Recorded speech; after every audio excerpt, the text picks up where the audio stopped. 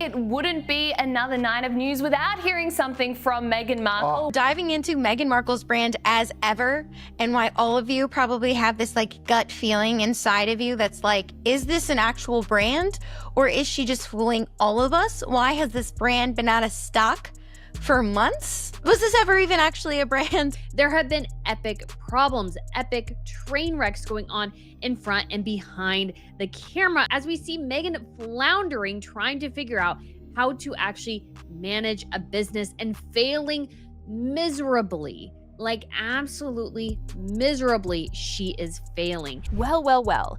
Looks like Meghan Markle's latest as ever brand isn't aging as gracefully as its name suggests. Customers are demanding refunds, influencers are sounding alarms, and honestly, it's becoming less as ever and more as broken or never again. Buckle up because today we're unboxing the disaster, Meghan's premium return policy in action.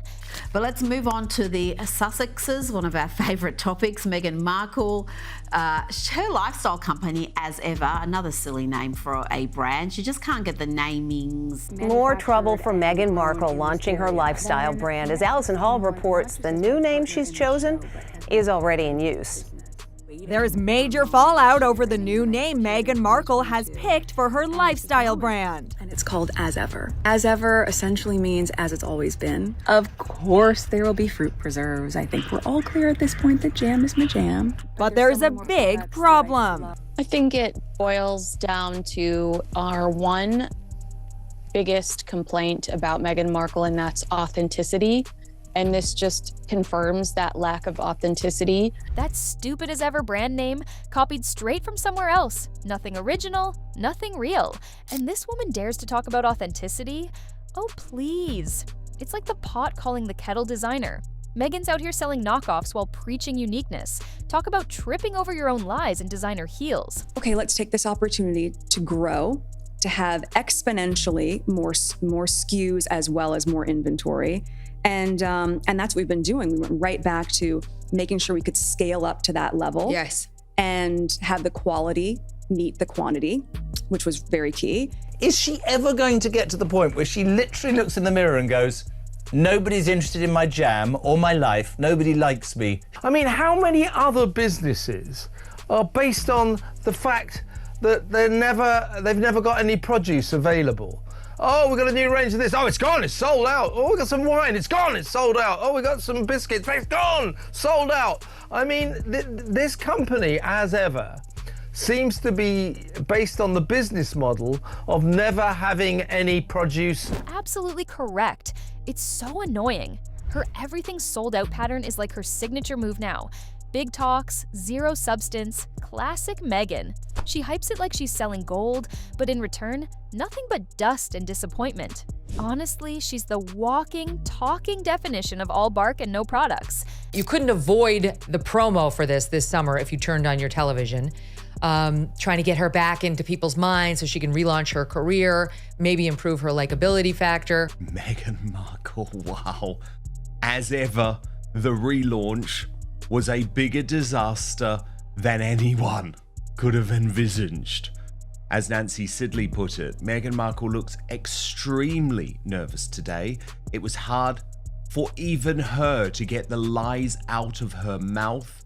She's imploding. When you look at Meghan's video, where it is so obvious she knows her strategy has failed. She's got an amazing skill. And of course, she couldn't leave it there. Meghan went for the grand relaunch. Oh please, a new label can't fix a sinking ship. It's like slapping fresh paint on a broken scooter and calling it a Ferrari. We spent so much time making sure we had so much more inventory. That's why we took the time, and you guys are doing it again. We're nearly sold out on everything, and I can't believe it. Even flower sprinkles, which I knew was going to be the big one again, so that has more inventory than all of it. And that's also about to sell out. Meghan wants people to start telling the truth. The truth is, your wine sucks. All your stuff sucks. All your products suck. Yeah. You want us to say it? We're gonna say it. You suck, Meghan. Yeah. Same fake hype, same empty shelves, just a shinier excuse this time. And guess what? People are calling it out. They're saying it straight. You suck, your products suck, no one's buying. It's all happening in Meghan's fake reality. where sold-outs and success are just part of the fairy tale she tells herself. The launch of Meghan's new rosé. She released a 2023 Napa Valley rosé. Meghan Markle has managed to take Queen Elizabeth's name and twerk all over it. And now she's taking Princess Diana's legacy to sell alcohol on a holiday weekend when the most car accidents and DUIs occur in the United States. She's truly insane. Please be safe on the 4th. She doesn't care. She's a bull in a china shop. She will go, right, and I will respond to this, respond to that, and don't care. It's tit for tat. She wants to always upstage. And then came the rosé wine launch. Because why not offend on all levels? The royal family's against it, but Meghan? Shameless. She launched it on Princess Diana's birthday, ignoring the cruel irony that drink and drive cost Diana her life. But hey, let's forget Harry. Meghan clearly always does. And you look back through her CV, I mean, if you think Sussex Royal was up for a little bit of time and then that was asked not to be used by the royal family. Archetypes had one series and then disappeared. The Tig that she's now, not using. Pearl, the show on Netflix, that Netflix didn't want to go ahead with that show, the cartoon show, the animated show. Working member of the royal family, that was something that wasn't successful for Meghan. I mean, there is a long list of failures that Meghan has on her CV. The podcast on Spotify, that was another failure, so. It never rang true because she's not a business person, Gab. She married a member of the royal family and then they left the royal family and they made a buck, selling some secrets. But she isn't really a business person. So I think on that level alone, it doesn't really work. And I think with podcasting, unlike with Netflix, it's not enough just to have this sort of surfacey. There's no cachet to Harry and Meghan any longer. And they've become a laughing stock. They're criticized for pretty much everything, all of the time, because they don't follow any advice or strategies. Meghan's not new to this flop game. It's a pattern. The tiger gone. Archetypes dropped. Pearl canceled before it even stood up. She doesn't build brands, she builds exit strategies. Behind the glossy press releases, it's just one sinking ship after another. Her real legacy?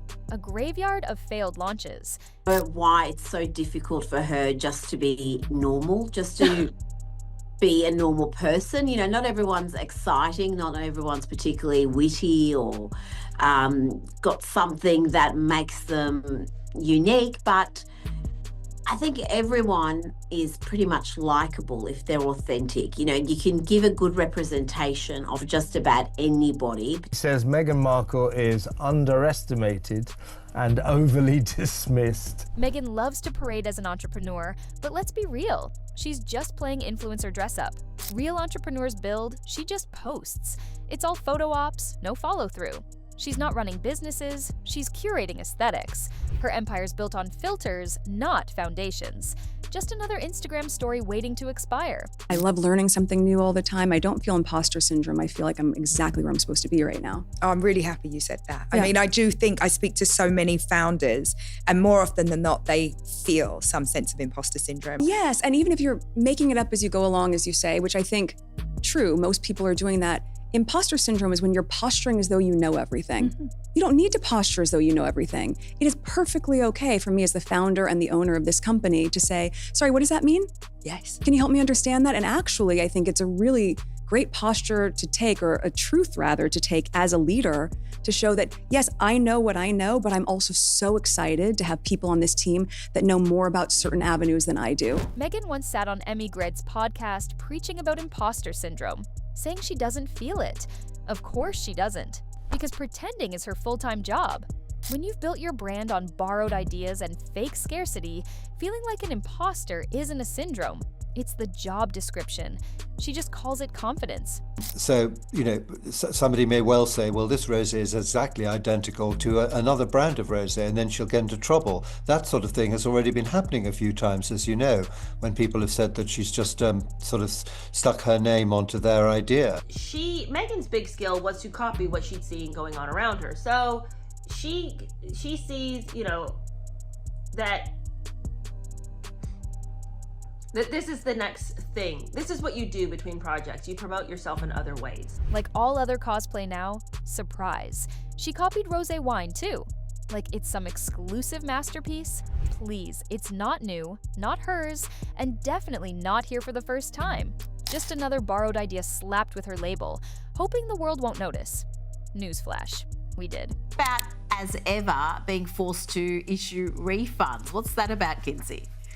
Yeah, some fans who managed to snag Meghan's apricot spread are now being told their orders can't be fulfilled. The company says demand was higher than expected, and they are going to have to issue refunds. In an email to customers, they wrote, "Due to high demand, we are unable to fulfill your order of the apricot spread at this time. We are refunding your purchase by the end of this week." That's right.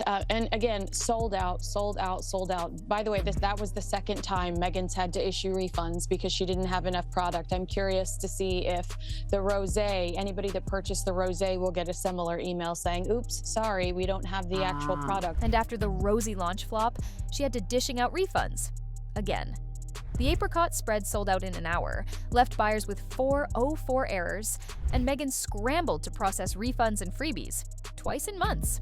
That's not demand, it's a logistical meltdown dressed as customer care. Nothing exclusive, just excuses.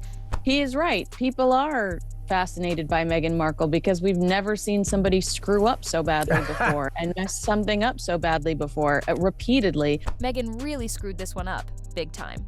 She wanted to play business mogul, but ended up as the queen of refunds. Glitchy websites, fake sellouts, copied names, and now scrambling to fix what she broke. It's not entrepreneurship, it's just one beautifully packaged disaster after another. It's sad because she's trying so hard to stay in the limelight. You kind of referenced this earlier. She's got the money in her bank account. She has, according to Meghan, she has the most perfect lifestyle ever. Why is she trying to stay? Is this ego-driven? And if so, that would make so much sense. At this point, Meghan's brand isn't luxury. It's a legendary failure. From copying names to fake sellouts, relaunch disasters, and refund marathons, she's not building empires, she's stacking receipts. Authenticity, that's just another thing she tried to sell. Turns out the only thing truly sold out here is her credibility. If you enjoyed this royal roast, don't just watch, own it. Like, drop your hottest comment below and subscribe for more truth bombs served with extra spice.